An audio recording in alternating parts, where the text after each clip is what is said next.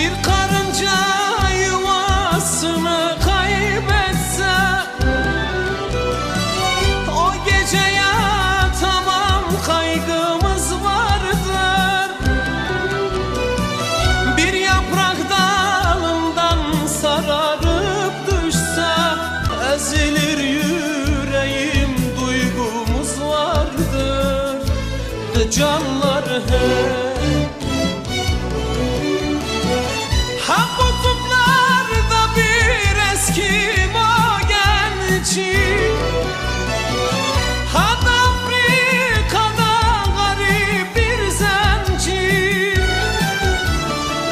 Fark etmez ne